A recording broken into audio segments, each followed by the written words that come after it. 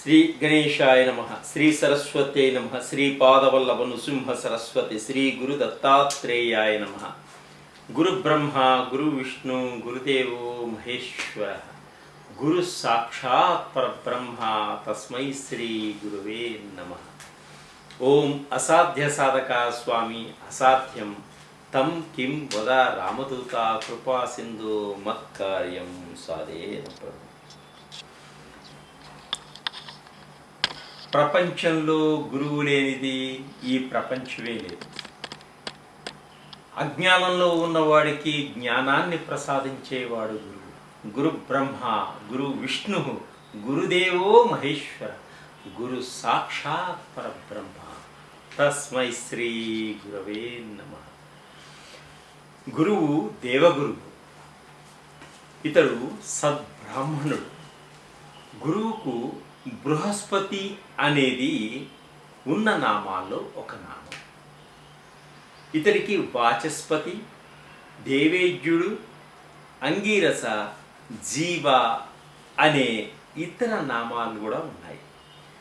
ఆదివారం మొదలయ్యే వారాలలో గురువుది 5వ స్థానం. అందుకే దాన్ని బృహస్పతి వారము కూడా అని అంటారు, గురువారము అని కూడా అంటారు. గురుగ్రహం పురుషగ్రహం. దీనికి అధిదేవత బ్రహ్మదేవుడు. రుచులలో తీపికి కారకుడు గురువు. వయస్సు 30. ప్రకృతి కప ప్రకృతి. హేమంత ఋతువుకు అధిపతి గురువు. తత్వం ఆకాశతత్వం. దిక్కు ఈశాన్య దిక్కు. ఇతడు ఈశాన్య దిక్కును సూచిస్తూ ఉంటాడు. లోహము బంగారం. బంగారు లోహంలోనే పుష్యరాగాన్ని పెడతారు. రత్నము పుష్యరాగం. గురువు దిగ్బలం కలిగి ఉంటాడు. గోదావరి వింధ్య పర్వత నడుమ ఉన్న భూమికి గురువు అధిపతి. గురువు పునర్వసు నక్షత్రము, విశాఖ నక్షత్రము, పూర్వభాద్ర నక్షత్రములకు అధిపతి. అంటే పునర్వసు, విశాఖ, పూర్వభాద్ర నక్షత్ర జాతకులకు గురుదశ ప్రారంభ దశ. గురువు కర్కాటక రాశి ఉచ్చ రాశి. గురువుకు మకర రాశిలో నీచ స్థితిని పొందుతాడు కాబట్టి నీచ రాశి మకర రాశి. గురువు ధనుస్సు రాశిలోను మీన రాశిలోను ఆధిపత్యం వహిస్తూ ఉంటాడు.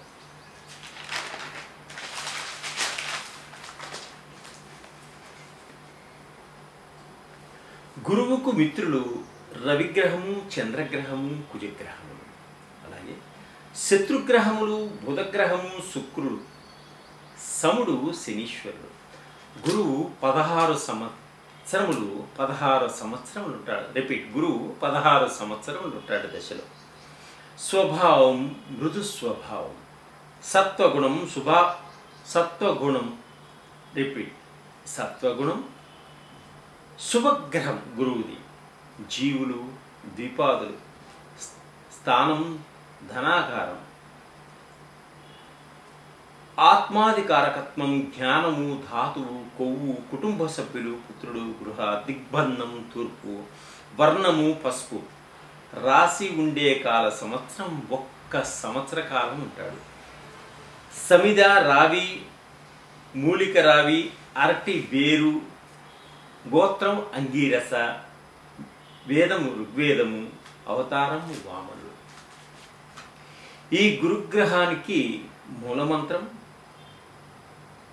ఓం గ్రాం గ్రీం గ్రౌం ఐం సహ బృహస్పతి నమః. ఓం గ్రాం గ్రీం గ్రౌం ఐం సహ బృహస్పతి నమః. ఇది బృహస్పతి మంత్రం. గురువు బ్రహ్మమానస పుత్రుడు. అసలు గురువు ఎవరు? గురువు గురించి మనం పరిపూర్తిగా మనం తెలుసుకున్నాక ఈ గురువు మేషరాశి నుంచి ఒక్కొక్క రాశిలోకి ఎలా వెళ్తున్నాడు, ఎటువంటి ఫలితాలు ఇస్తున్నాడో మనం తెలుసుకున్నాం. వృశ్చిక రాశి. ఈ రాశి వారికి మే 1 నుండి సంవత్సర అంతం వరకు 7వ స్థానం అయినటువంటి 7వ స్థానంలో వృషభ రాశిలో గురువు సంచరిస్తున్నాడు. ఈ రాశిలో గురువు సంచరించటం వల్ల ఎటువంటి ఫలితాలు మనకు ఉంటాయి, ఎటువంటి పరిహారం చేసుకోవడం వల్ల మనం జీవితంలో ముందుకు సాగగలుగుతామో తెలుసుకుందాం. ఈ వృశ్చిక రాశి వారికి ఆరోగ్యం అనుకూలంగా ఉంటుంది. ఎప్పటి నుంచో దీర్ఘకాలిక వ్యాధులతో బాధపడుతున్న వారికి కూడా మంచి ఉపశమనము లభిస్తుంది. అలాగే ప్రభుత్వ రంగంలో పనిచేస్తున్నటువంటి వారికి అధికారుల వల్ల మన్ననలు పొందుతారు. సహాయ సహకారాలు కూడా వీరికి అందుతాయి. ఎప్పటి నుంచో వీరు ప్రయత్నం చేస్తున్నటువంటి పై పదవులకి తప్పకుండా వెళ్ళేటువంటి సూచనలు ఉన్నాయి.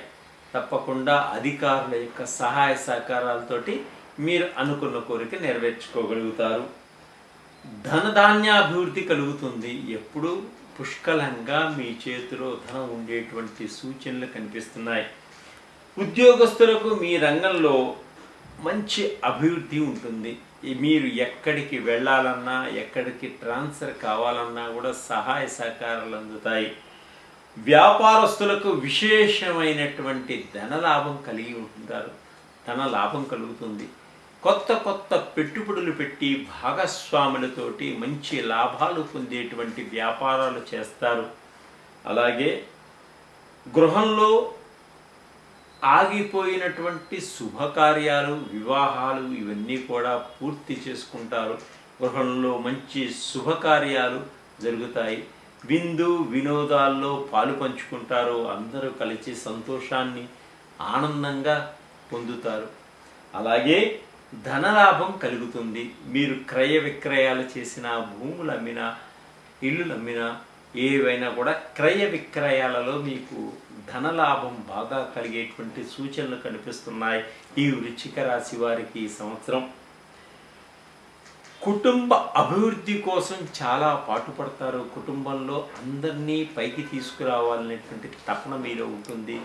కుటుంబం కోసం త్యాగం చేస్తారు మీ జీవితాన్ని. కుటుంబంలో మంచి గొప్ప వ్యక్తిగా మీరు గుర్తించబడతారు. సుఖశాంతులతోటి ముందుకు సాగుతారు. తల్లిదండ్రులను దేవుళ్ళుగా పూజించగలుగుతారు.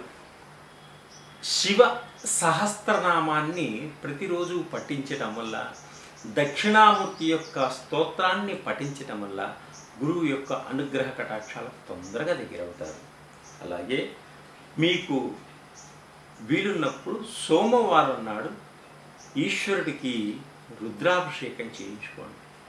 ఇంకా ఎక్కువ కష్టాలు ఇబ్బందులు ఉన్నప్పుడు నమక చమకాలతోటి మాస శివరాత్రి నాడు శివుడికి అభిషేకం చేయించుకోవడం వల్ల మీకు ఉన్నటువంటి కష్టాలన్నీ త్వరగా తొలగిపోతాయి. అలాగే పసుపును తిలకంగా మీ నొసట్న దిద్దుకోండి. తప్పకుండా మీకు మంచి జరుగుతుంది.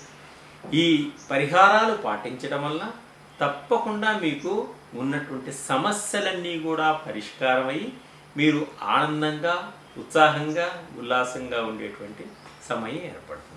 సర్వే జనా సుఖినో భవంతు. మీ తల్లిదండ్రుల యొక్క స్థిరాస్తులు మీరు చాలా జాగ్రత్తగా కాపాడుకోగలుగుతారు.